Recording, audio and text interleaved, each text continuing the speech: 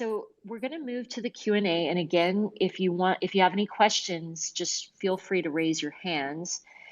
And I think, panelists, I think that applies to you too, if there are any topics that you just want to dive into. And so I'm going to throw out 3 guiding questions for hopefully keep us on track. So things that high-level focuses of this Twitter Spaces is, what is interoperability in the context of Bluesky? What does it mean to be interoperable? And what are the factors involved? With that, I'm going to open the floor to see if there are any questions yet. Thanks, Kim. This is Robert again. And we will have speakers, we'll have participants asking questions. We'll have Ms. Boba up first and Crypto Bill on deck. Ms. Boba, please go ahead.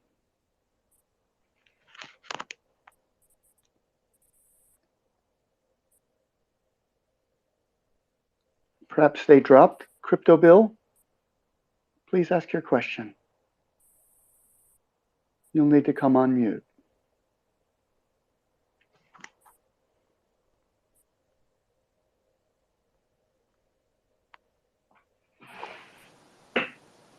Yeah, you need to unmute. Hello, what does everyone think about WorldCoin's approach to DIDs?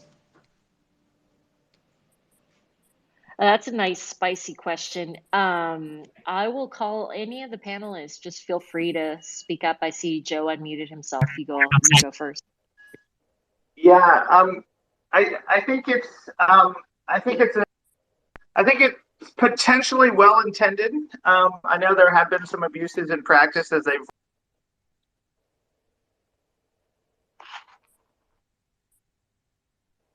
Joe, it sounds like you're going mute, even though it doesn't show us mute. I'm sorry, is there a problem? Now I can hear you, Joe. Oh, okay. I'm a hardware engineer in last life, and the previous straight gig that I had was doing embedded software for a camera maker. And we looked into how could we secure the camera feed so that we could say cryptographically verify that the video was not tampered with. And we found that it was effectively impossible because of the ability to interject hardware between the sensor and the microcontroller. So I'm really hesitant to believe that their hardware solution will actually do what they want to do with it. So that gives me pause about their whole model. Yeah, that makes sense. And for those of you not familiar with it, I think there are certainly some,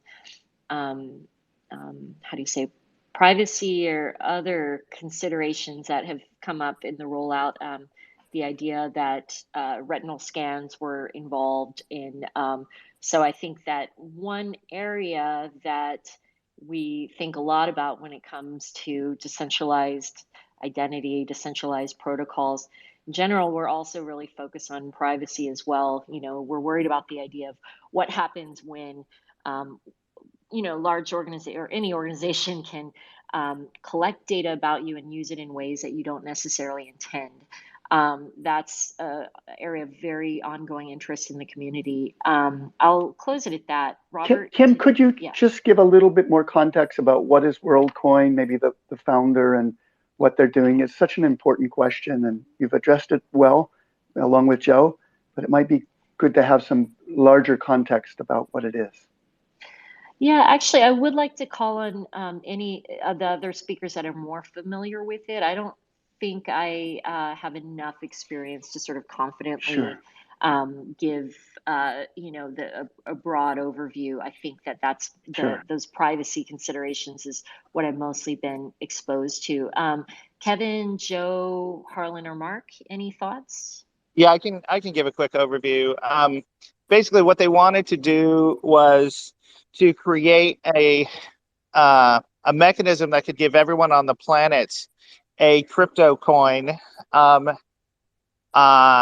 so that you could have some sort of activity in the future using that identifier and know that it is a unique individual. So in the hardware level, you interacted with this orb, and the orb would do a retinal scan, and it would do some crypto magic and send that up for a private set intersection in the cloud. They actually had pretty sophisticated sort of cryptographic processes around that. And the intention was that you would be able to prove that you have not claimed your one coin yet, and therefore you wouldn't have duplicates in the system. And so that's a really hard problem, trying to figure out, hey, like if we have voting or something like that, you don't want the same person to vote twice. So the civil protection or civil defense is a really important problem. But I don't think they cracked that nut. Thank you, Joe. Robert, were there any other questions lined up? Ms. Boba, is she on? Crypto Bill, did that answer your question? Yes, I did. Thank you. Robert, I have some other topics that I can ask of the other questions I can ask of the speakers that basically were in some of our brainstorming sessions. Of course. Harlan, I want to see, there were two that you had talked about that I thought I'll just sort of see what you prefer to cover first. So what is interoperability from an end user perspective, and what are interoperable reputation systems? I'll let you pick one of those that you find most pressing to cover first. Sure. Yeah, I touched a little bit on both of these during the session. The second one in the closing remarks, but the second one, interop from an end user perspective, I think is really juicy and good fodder for further discussion. It's basically, I guess, as technologists slash nerds, we often descend into protocols, and I want to also, which is super important, and really appreciate everyone's work on that, by the way. It's also important for us to rise up to the end user perspective and think about what is this actually going to mean to users. And so the kinds of things that that are fairly obvious are kind of single sign-on and syncing data between your networks. Single sign-on, by the way, I want to give a shout out to my friends at JLink who are developing some DID-based single sign-on that they're intending to be a kind of replacement, decentralized replacement for OAuth, where you have the private keys in a wallet, on your own device. And so there's the single sign-on, there's the data sync, but then there's a kind of whole spectrum of other areas, like being able to curate collections across networks. And that gets interesting when you've got large objects like photos and videos that you don't necessarily want. It's not necessarily practical to sync all of the things that you care about to a single server. But of course, it's better if the single server or node is owned and controlled by you. And that's the kind of personal data ecosystem model that the implementation that I'm most familiar with there is a little crusty or deprecated out of no longer with us, which is Sandstorm, who's doing this amazing work on essentially saying all of the data is in your little world, and you install the applications into your world. And that's the general personal data ecosystem model as I understand it. Point is, you want to be able to curate things across networks regardless of where they're stored, and you can do that by manipulating metadata. And so these are just some examples of the kinds of interop that we need to really work across a set of heterogeneous networks. The other one I brought up briefly was ZCAP-LD, and I'd love to hear thoughts on that one from any of the panelists as well. Thank you. If any of the panelists have any thoughts, Mark, I see that you unmuted. Sure. Yes. Yeah. The Zcap LD is just, capabilities are very important. So, access to your data and controlling your data as it goes out on the decentralized web. So you have to have some kind of interoperability between those capabilities so we can understand them. So Zcap is something I've been following too, which overlaps into UCAN, which is important. Is got some great work in that space as well. And the one thing that when I talk to my friends that aren't developers, aren't technical like me, they're like, well, what can I use this for? And so it's sometimes it's hard to explain what and why, but some of the things I can think of in the real world is you know in linking up to social networking to find people and linking people in the real world to their social profile, and then linking back through verification, or like using verified credentials to link it up that you're a real person. This is actually you. So linking some kind of human readable ID, like in my case, it's mfoster.io, and I keep repeating this, but I can see that linking up to my social profile, and then but then verifying that I'm a real human, just like you would see the blue check mark on Twitter to verify that's a real person. And of course, I think things are going to change as we move forward because everything's moving quickly and rapidly. But I think there's some discussion that needs to have around that, and then to overlap into another medium, which is also because there's a lot of talk, several different channels in Bluesky, and one of the interests that I'm in is how do we see web monetization or some kind of monetization aspect that's agnostic, for instance, to protect content creators on the internet and on social networks, because one of the things that you can do currently in other platforms is you can copy and paste and repost things that aren't necessarily yours. So I think web monetization, protecting property rights in social networks is very important. And then it linked back up to rights, and then finding people with human readable IDs, and then looping back around to the user experience. So I mean that's a full circle, but they all interrupt with one another. So it's all important. So I don't know if anybody's got any feedback on any of those topics. One of the things we haven't discussed is the agnostic money side of it, I guess you could say. Joe, do you have anything you wanted to add? Yeah, I wish I had a thought to respond to your most direct comment there, Mark. I thought that was an intriguing opening. I wanted to say JSON LD and capabilities and Zcaps are, I think, a really interesting development that we're only just now beginning to really understand how to use. And I think even though DIDs are new, I think once we are in this world where enough of our user populations have wallets and have cryptographic control, then using capabilities to cryptographically delegate different tasks or different abilities to other people allows a form of agency that's really rather powerful, like delegating to my CPA that he can have read-only access to my bank account without my bank having to be involved in a relationship with my CPA is really powerful. I don't want to go too much more into that because there's another big hidden elephant in the room that we haven't brought up, but on the notion of interoperability, the DID method, the DID course specification has received a lot of pushback because there is not really interoperability at the protocol level between DID methods. So people who are used to having that type of interoperability are frustrated by that. But the architecture in the DID sort of way of doing things is it is a syntax of interoperability, the format of the DID itself, and then the data model and serialization of the DID documents.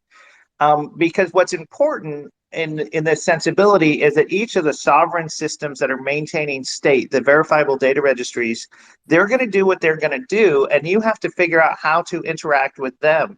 So when we first sort of were crystallizing what DIDs actually are, we took a bespoke blockchain that was developed by Digital Bazaar. They had been doing some great work, and we said, hey, we could do this on Bitcoin. And we figured out how, without changing any of Bitcoin, we could come up with a way to access or to manage the state that could be interpreted as DIDs and DID documents. So it is intentionally not interoperable, the DID method place, at that DID method layer, because we want to support innovation, especially innovations in better security or better privacy. So that is a very interesting bounds on interoperability in the DID architecture. Thank you, Joe. One other topic that we covered a lot in the preparation for this had to do with standard shepherding and governance, and what does it mean to build successful interoperable systems. Before we get into that, though, I wanted to just ask Robert, were there any questions from the audience that we should get to first? No one is requesting. Please go ahead. Great. I have a question. So, let's see. Okay, so sorry, I'm hearing some background noise. I think I see feedback from Ms. Boba. Did we get the question from Ms. Boba? I don't know if my phone is working. If you have Mark, I think that's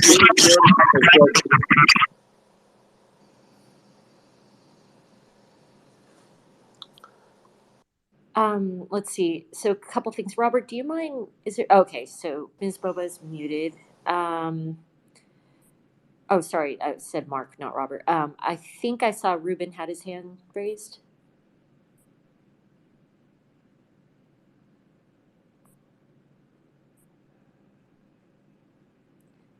Okay, I'm not hearing anything. So what I'll do is get back to standard shepherding and governance. And in the meantime, just raise your hand if you have any questions. Okay, so this was a topic of interest regarding, how we enable interoperability, how interoperable formats evolved. So the question comes up, so standards can be developed in many ways. Some of the ones that we talked about happen through standards communities, but we're also interested in the idea of, quote unquote standards or interoperable, decentralized systems that evolved in different ways. So the way I like to describe Bitcoin, which is just totally false, but it's as if aliens gifted some great, almost fully formed kind of decentralized system that, had all these great ways of thinking about, distributed consensus,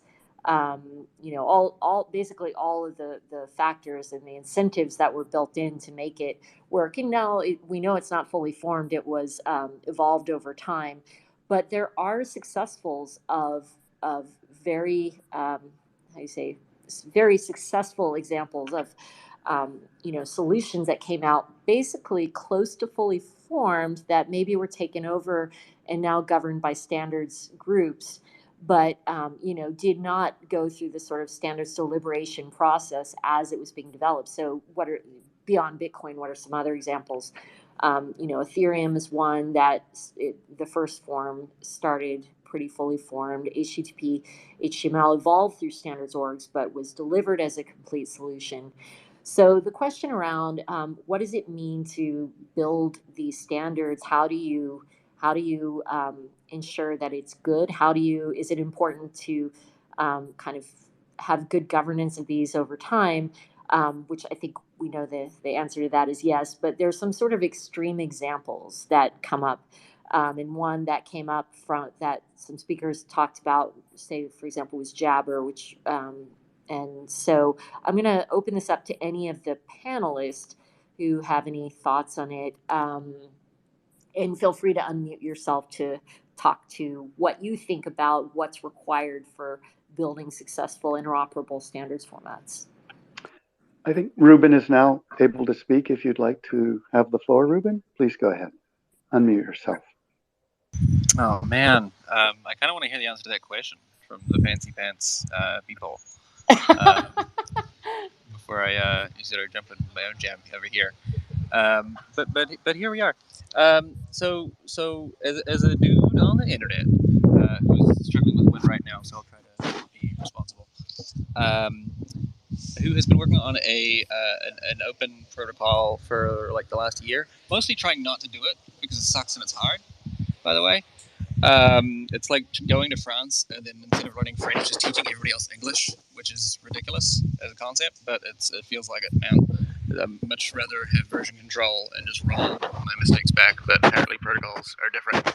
I think it's and it's weird that this. I guess it's not weird that this space came up. I just spent the last week sort of trolling through the conversations y'all had over at the W3 consortia sort of archives of the DID conversation, and it's because I think ultimately like a lot of the stuff is going to be, it's about as low as you get in the stack, to be honest, right? Like even the token standards themselves are irrelevant without the parties just sort of who own the things, right? And so, if I need to go to the DMV to get my license so I can be a person, getting down to the bottom of the stack, of it's arguably bigger than government ID, right? In sort of the grand scheme of things. And so this stuff is really important, right? I wonder, have you seen meaningful A, awareness, B, interest, and or C, competence from any sort of national efforts, whether those sort of, or rather centralized efforts, so whether those be sort of government actors and or corporate actors to sort of enter this conversation with a meaningful capacity, with any sort of opinions which may sort of gear towards sort of maintaining a degree of inertia, or is that an imaginary squirrel that I'm seeing there? That's a really great question, Ruben. I want to call on the panelists, and I'll start with if you want to talk, just unmute yourself. I see that the panelist, Fancy Pants panelist Joe, is unmuted, so I will call on you first. Thanks. Yeah, I just want to give a shout out to the work that Anil John at the Department of Homeland Security Silicon Valley Innovation Program has been doing. He kicked off some work several years ago with the likes of Christopher Allen and Drummond Reed, and I forgot Les' last name. Anyway,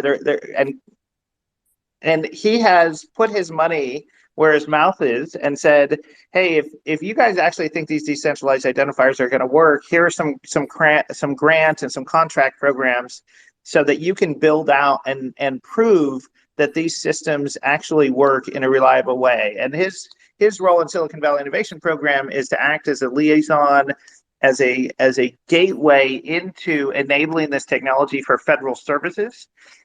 So 3 of the cohorts I'm familiar with right now include trade and supply chain activities that are targeting for Customs and Border Protection to actually use DIDs and VCs to make sure that goods coming into the country are legal, whether that's through intellectual property or that it's labeled correctly as lumber or oil coming from the correct place. There's also work going on with USCIS and the permanent residence card. And also work with a federal agency outside DHS, which is the Social Security Administration, to potentially replace Social Security numbers. Now, all of this is very, very early stages, and some of these teams right now are going through red teaming by the DHS. So, there's a lot of, it takes a lot of time to get these systems verified, to get what is called an ATO for actually going into operation with federal services. So I think this is a great indicator of serious activity by the U.S. federal government. And it is not because of the 3-letter agencies who want to know everything about us. It's actually because of the 3-letter agencies whose mission would be better served if they are not exposed to toxic personal data. Great, thank you, Joe. Let's see. Any other panelists have something they wanted to add there? Oh, actually, before I go into that, I did want to call out Sharon Liu, that's LEU, who has done similar work to Anil John. And her focus has been enabling student or individual controlled wallets. And so she's been doing some really interesting work to advocate for what it means to have credential wallets or identity wallets that basically avoid lock-in. So you can see both of them on Twitter. Joe, would you mind tweeting with their handles, and we can get it pinned to the space and follow them for more about what they're working on. Yeah, I'm not in a position to do that, but I did want to shout out. Sorry, I've unmiked because I also wanted to shout out to Tim Bauma, who I believe is on this space, or I think I saw his name earlier, and he's arguably Anil John's counterpoint, at least with regard to advocating sort of these decentralized and smart digital identity approaches. So I don't know, Tim, if you are in a position to say anything about what you guys are doing up there, but I definitely wanted to give you a shout out for the good work north of the border. Tim, are you able to add something? I just see you here. It'd be great to have you speak. Oh, can you hear me? Yep, go ahead. Yeah, sorry, cut out there for a moment. Yeah, so my name is Tim Bauma. I'm from Canada, and we've been mirroring a lot of the work that's been happening in the U.S.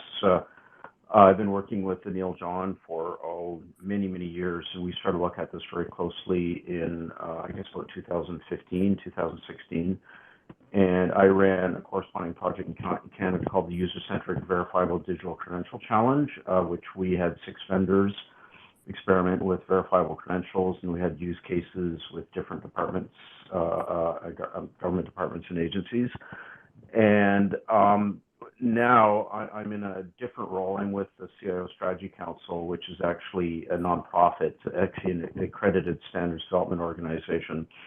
And we're starting to work on standards around not so much the technical specifications or technical standards, but more around the management standards and product certification standards for this ecosystem. A lot of work ahead to be done, but I would say the biggest work is actually the cultural and the institutional inertia that you have to overcome. And I would say that we've been pretty successful in kind of instilling this new conceptual model of issuer holder verifier, and like the public sector is actually starting to understand it, not only at the federal level, but with the provinces and the territories within Canada. So yeah, I wouldn't say we're like super along the adoption curve yet, but we're getting there.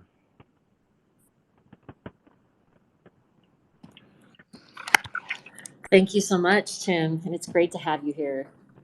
And yes, I just tweeted out the handles of you, Sharon, and Anil. So if anyone listening wants to follow them for more about what they're working on. It might be a good opportunity if there's no questions, and Robert, you can just speak right over me if someone's lined up. But if anyone has any thoughts on standard shepherding and governance, there were some fancy panelists that had not spoken. Kevin, maybe I could call on you to talk to it, because you did. You were the one that talked to the idea about documentation rather than maybe I'll tee you up by asking you to say what was that? Was it documentation rather than legislation? And just more for your thoughts on what it means in the development process. Okay, so the approach I've found working on standards over the years has been that the challenge is not the technical part so much as the getting people to agree with each other part. That's the bit that takes the longest. And I mean, one approach can be, as Joe said, to say, okay, we'll accept anything in here and make a sort of broad church that accepts multiple things. But if you're actually trying to build, well, let's step back a bit. one of the things we do a lot is in programming these days is wire different things together. So you'll pull something from one site, combine it with data from another site, and then produce a third site that has that data in as well. A lot of programming, particularly data focused programming, ends up doing that kind of thing in lots of different ways. And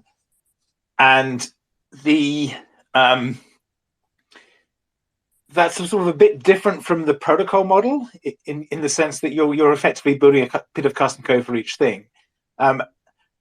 And when you do that for a while, you start saying, okay, there should be a simple way of doing this. Can we agree on some common names for things? Can we agree on some common nested structures for things that we can use for that? And that's when you end up building standards. And so that's a lot of this. That's a sort of effectively, it's a web-based approach to things, because if you start out crawling the web, if you do, like in the way that Google does, or the way we used to at Technorati when we were indexing blogs, you get a huge amount of information that's in not quite structured enough form, and then you need to try and make sense of that and say, okay, what does this actually mean, and deal with some edge cases. And you're always writing something that is effectively sieving data to create structure. And the Google worldview for this is they call that the MapReduce worldview, where you basically read a bunch of data and create a database table that answers you read all the data and create a database table that answers the question you were asking, rather than design the database table first and then try and get people to put the data into that table. And so that approach sort of leads to the idea of thinking about, okay, maybe we could actually change this a little bit so we give people a way to publish something so that we can parse it more easily, and then you get into a feedback loop like that. And the challenge is that tends to be you can only really get people to do that if you're a big enough company you can offer them something. So suddenly everyone's now putting OG stuff in their headers, and they're putting Twitter cards in their headers because they want their sites to be summarized on Facebook and Twitter. So those guys have now got defined a small piece of metadata that everyone's attached to their site, which is a copy of what is elsewhere in the site as well. And then what you find is that every large site wants a slightly different variant of that, and they're not converging as closely as you would like. So everyone ends up running a thing to parse 3 or 4 of these things to try and work out what's actually going on.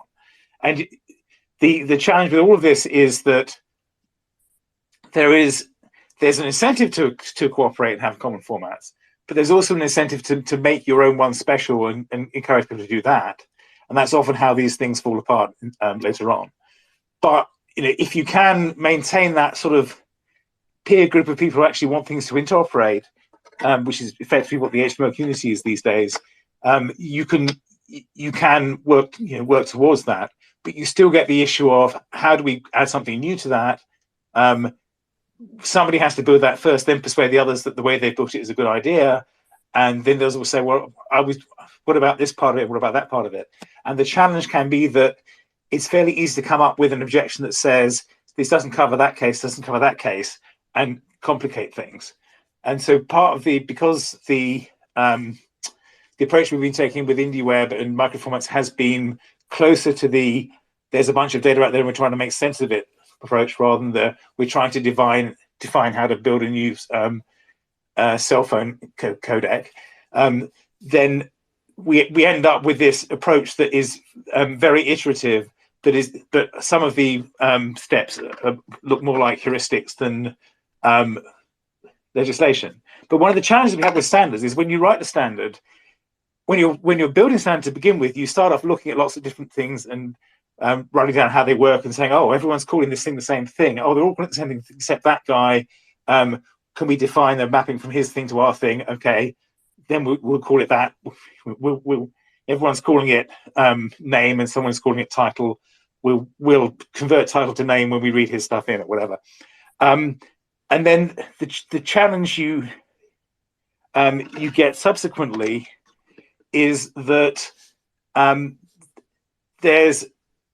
you sort of get creeping changes, but also there's a sort of prisoner dilemma effect to this, which is if you're big enough, you can get away with breaking the standard. Everyone have to deal with your nonsense and do that, and that can be an attractive thing. That's the sort of the embrace, extend, extinguish problem, where if you're a big enough organization, you can get away with creating a broken version of the standard. Everyone else has to work around you.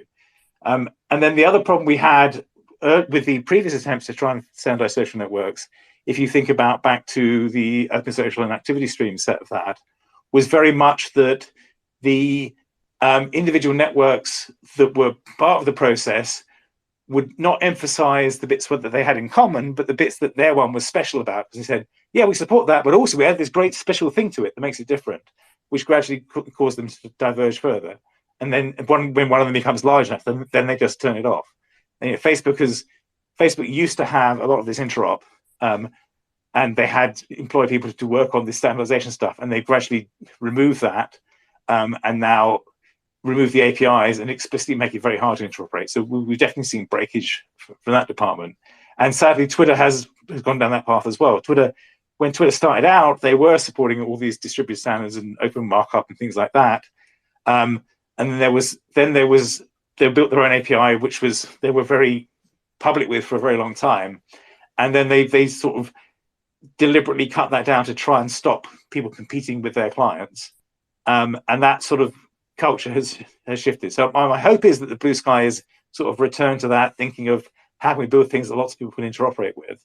But the challenge is that there are often sort of, especially with these kinds of very large companies, business or internal political imperatives to make things break rather than interoperate. Thank you, Kevin.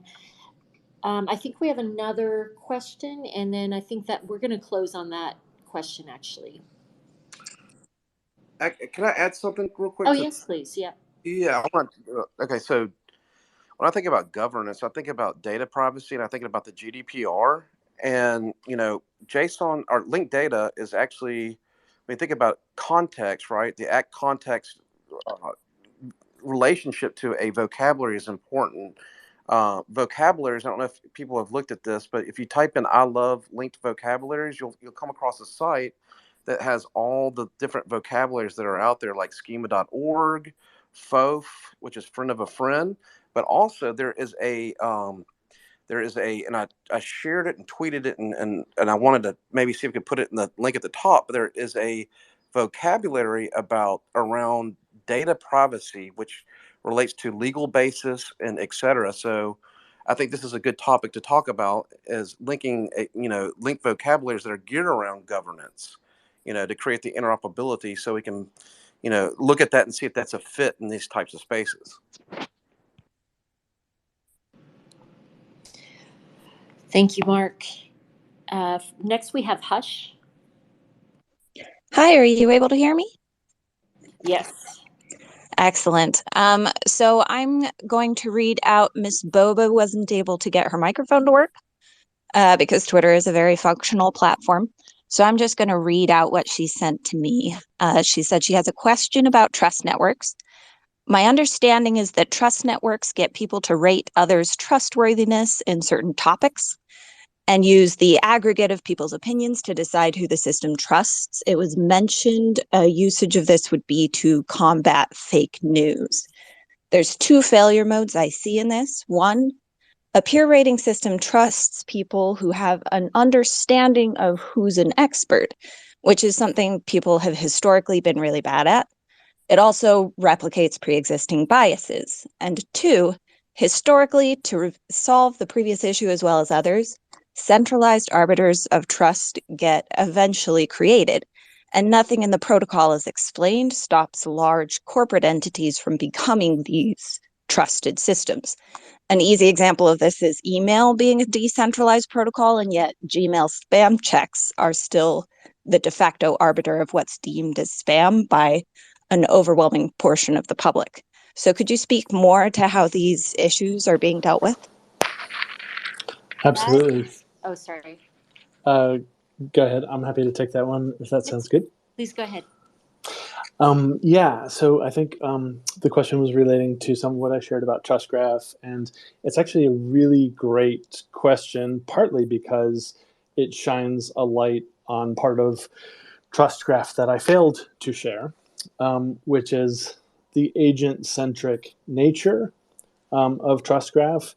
and which is the idea that there is no single score, reputation score, global reputation score for a person, whether they're an expert or otherwise.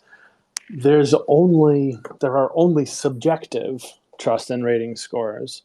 So in the example that I gave, if I'm looking for news that's related to decentralized systems, the folks that I trust directly in those areas and the folks that they trust directly in those areas will inform what news or what that feed looks like. But Kim, for example, may have a completely different trust graph. And so when she looks for today's top decentralized news articles, she may see something completely different based on who she trusts. Now, to the point about people are historically very bad at choosing experts. I couldn't agree more. And TrustGraph does not offer a particular solution there. It's in fact a pretty low-level protocol that's intended for people to be able to build their applications on top of. And there are admittedly a whole host of very difficult, sticky, sensitive problems to solve in the area of reputation. We're just trying to provide low-level building blocks so that people can build the application-level solutions to a lot of these problems and yet be able to interoperate with each other's solutions. Great. Thanks. And thanks, Hush and Ms. Boba, for such a concise question. And Harlan, for your answer. Actually, Robert, there was one thing I wanted to add. I'll keep it really brief. But that was something that was a really great question. That's something that we started looking to a few years ago at Credentials Community Group, thinking about how can you apply VCs and DIDs to combat fake news. And what was really interesting is we found that, obviously naive approaches would just reinforce existing echo chambers. And so we realized there's a big role to play in terms of publishing information that people could find useful to inform in these decisions. One might be, is an employee of is a journalist for, some news agency. Now, then in terms of which agencies people might pick, you get those echo chamber problems again. It evolved into an effort called the W3C Credibility or Credible Web Working Group or Community Group, sorry, and I'm going to add a link to what they worked on. And so, sorry, Robert, back to you. Great, Kim. Thanks for adding on. So we'll have Jessica and then Anastasia and Sile both on deck. Go ahead, Jessica. Hi. Thanks for this great panel so far. I wanted to ask the group, what would be the minimal requirements for a really interoperable, decentralized social media effort, such as Bluesky? That's a fantastic question, Jessica. So to, sort of frame it in a very specific way, one thing you might imagine is, say, you don't want to be on Facebook anymore, but you have your social graph there, you have your content. What would it mean to pack up your data and leave, ideally fully formed and migrate to another platform? And I want to see if any of the panelists have any responses. Just feel free to unmute yourself. I do have a response on this one. One of the things that I've been following is the data portability project. There's some work out there, but that needs to be, advanced further. But the goal is to set it up to where we control our relationships. We could be a friend on one platform, but we have to hop over to another platform and refriend all our friends again. So interoperability is a huge role on this, on packing up our data and moving to another platform. But it would be interesting to be able to see, like, for instance, I have a case scenario where Solid is one of the, the players in the decentralized social network area that uses activity streams, and so is Mastodon. But I did a little working example of a toot going from created actually across from a solid to Mastodon and back to solid. So imagine a world where we move forward into social networking where you could be on Facebook or you could be on Twitter, but you're still communicating with your friends no matter what platform that they are on. And then it could potentially be set up to where, you know, you pick and choose your platform based off your personal preferences. Great, thank you so much. Mark, I know we have a few other questions in the queue. Sorry, can I? Mark, it's Robert. Sorry, can I respond to that one as well? Of course. Please. So this is one of the things that we have been focused on with the IndieWeb work.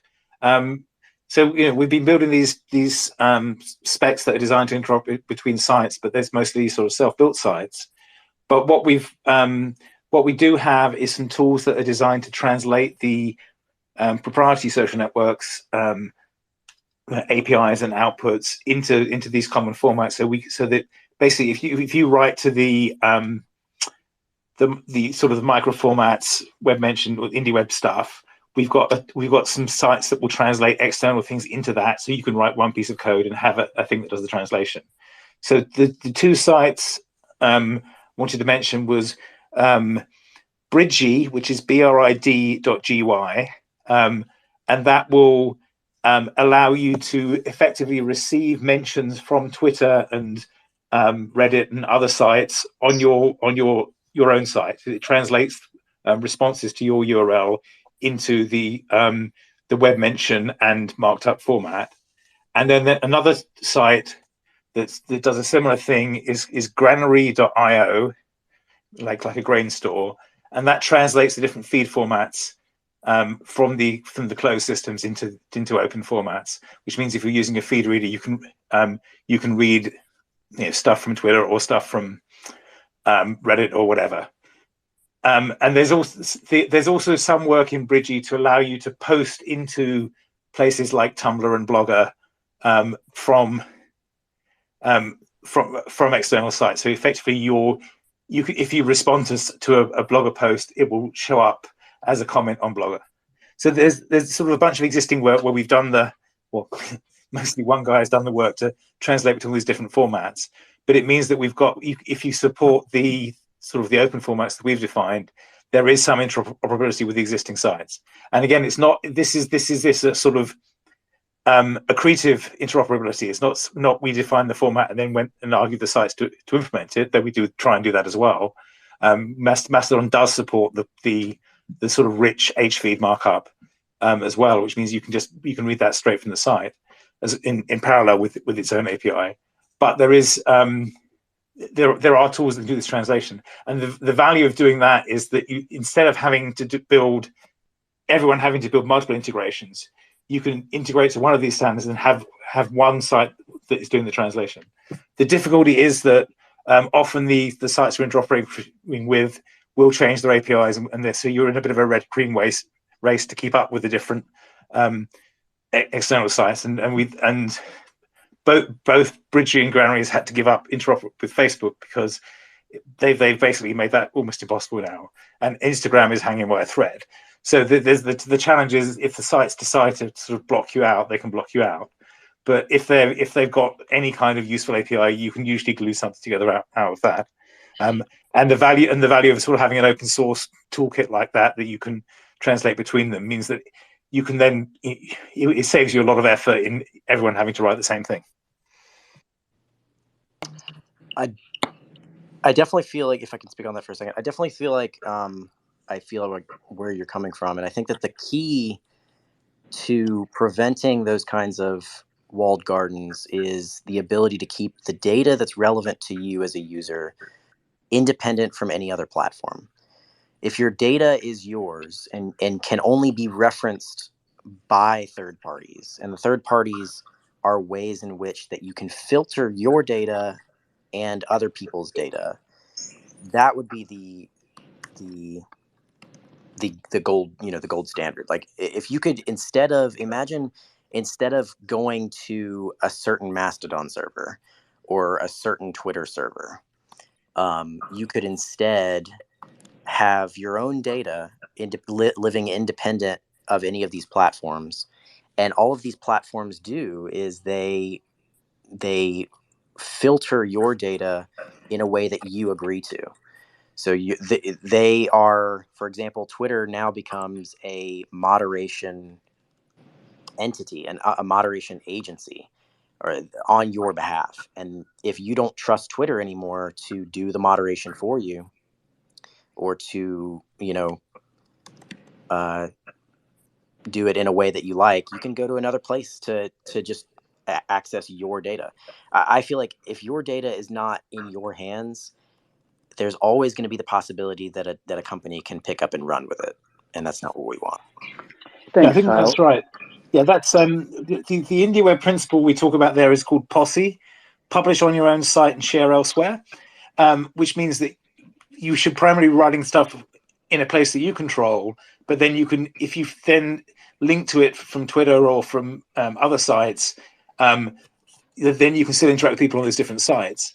But the other half of that, the clever bit that Bridgie does is if I write something on my site and then share it out to Twitter, Bridgie can then read the responses on Twitter and feed them back to my site as well. So it's doing it's sort of squaring that circle a bit, which is the tricky part. If you go to kevinmarks.com, there's a huge pile of responses down the right hand side, and like 95% of those are tweets, because they're tweets that went to @KevinMarks, and those have been bridged back into my site as links to my site. A question from Anastasia, please. Go ahead, Anastasia. Unmute. Sure. Hi. Thanks for calling on me. This has been interesting. I guess I have a kind of a spicy question. And I was thinking about it because I was thinking about Cory Doctorow's article about interoperability as part of kind of your business model. Like you can decide on indifferent interoperability, you can decide on cooperative interoperability, or you can have adversarial interoperability. It really depends on where you think your business is going to go and what your moat will be. Like if you think about Apple, they said, screw your standards, we're just going to build our own end-to-end standards, and everybody else will be better off for it. And I don't hate it. I like that they built their own standards, and they're kind of interoperable. You can kind of play with the ecosystem if you're outside the ecosystem, but for the most part, they've set a new standard. And so I love interoperability because I've kind of just written a thesis on how critical it is for managing user-centric consent on the web. I really believe in interoperability, but there's this little devil on my shoulder that says, yeah, but I'd rather people just found a use case that makes it work, and all the standards will just shift to adapt to the standard that actually finds product market fit. What do you guys think about all that? Can I come in on that one? I worked at Apple 20 years ago when Apple was the outsider rather than the one in the middle. And the thing there was the approach was what we called stand out, fit in. So the idea was you would interoperate with other people and do something that makes it better for the users. And Apple has sort of diverged that principle a bit, and they now do sort of adversarial de-interoperation. So if you plug your Android phone into iOS, it refuses to mount it as a drive. So you have to actually run a special program from Google to try and look at the contents of your device, even though previously it can present itself as a USB device, but Apple refuses to do that. So there is you hit these sort of this tension between interop and biz dev a lot. And especially in large companies, you hit that quite a lot. And Apple is a weird case because Apple has a large software ecosystem, but it is at heart a hardware company, and so it takes a lot of rowing uphill to keep stuff interoperating inside Apple, because the natural way to sort of do well there is to produce something new and shiny that will make you buy a new phone, and that often means breaking something previously rather than staying compatible with it. So there's a strong tension in the sort of internals of that company. Whereas historically Google was different because Google was very much trying to make sense of the web and integrate that together. So working there, the thought was very much how do we read everything and convert it into a useful format to do things with the data afterwards. which was a sort of very different mental model. And they've both conversion. There are still sort of limitations on how much interrupt you can get out of them when they find that a business reason to stop it happening. And that's the biggest challenge with most of these things. Fantastic. Thank you, Kevin. And great to see you here, Anastasia. We pinned her, the article she was referencing in the spaces. And I think the Apple case specifically, I think, is something interesting. We talked about it the last couple of days at Internet Identity Workshop in the context of mobile driver's license. And Apple's been really involved in working with some state DMVs and rolling it out. And so we were talking about what does it mean if Apple's sort of taking the lead with DMVs, and how do we make sure that these very important, identity-related credentials, and sometimes which function as identity credentials in the U.S. at least, how do we ensure that people have choice, and specifically that they're not required to get an Apple phone. So all of those are interesting considerations that are touched on in that context. I think that we have one more question that we're going to close on. Axel?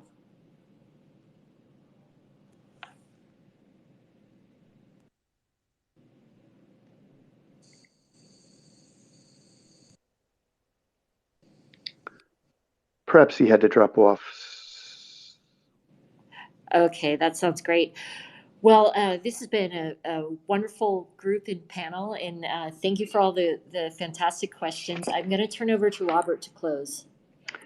Okay, thanks all. Thanks the listeners as well as the speakers and those who've asked questions, as well as our co-organizers, Gatonga and Island. So we will have our next Twitter space at the end of May, the last Friday, the 27th. We'll be either doing a conversation about misinformation and hateful content, or we'll be talking about the Bluesky architecture. So stay tuned. Thanks very much. This is Robert Schwenker signing off now.